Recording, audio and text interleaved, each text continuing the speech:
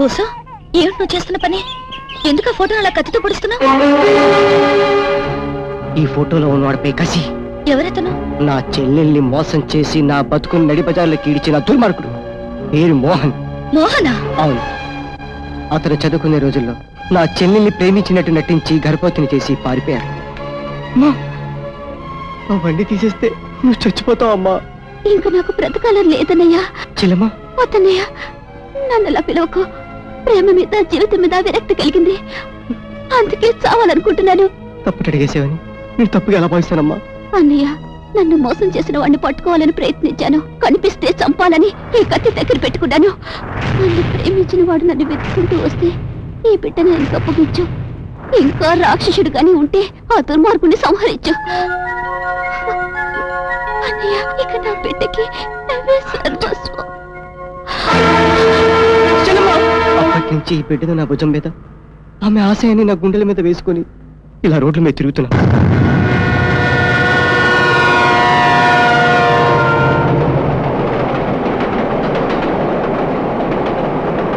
ఏ ఊహ, నీకోసం ఎంతసేపు నుంచి ఇక్కడ ఎదురు చూస్తున్నాను తెలుసా? ఏంటి అదోలా ఉన్నా? మనసున్న వాళ్ళం కాబట్టి మనల్ని మనుషులంటారా?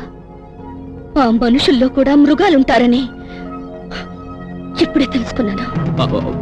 ఎవరి గురించి ఊహ నువ్వు మాట్లాడేది?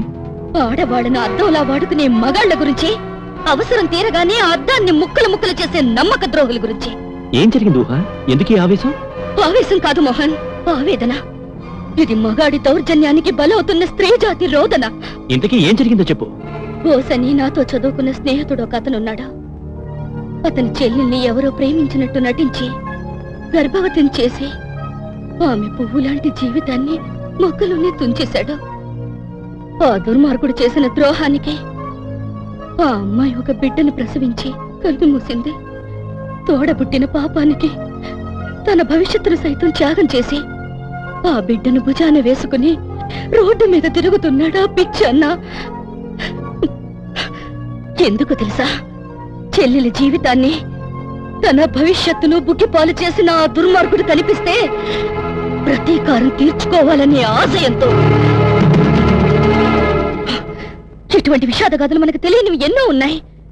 అంతవరకు ఎందుకు? నీకు తెలిసిన మీ మావయ్య గారు అమ్మాయి జీవితాన్ని తీసుకో. ఆ రోజు ఆమెను భర్త ఎంత దారుణంగా హింసించాడో. ఇలా ఇలా ఎందరో ఆడవాళ్ళు క్రూర మృగాల్లాంటి మగాళ్ల కబంధ హస్తాల్లో బలైపోతున్నారు. నీకు చిత్రం తెలుసా?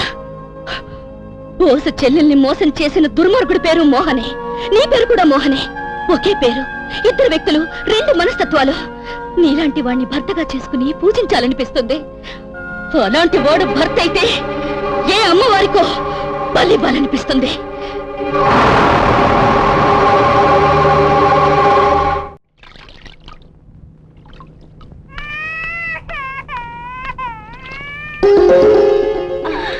ఓసన్నా,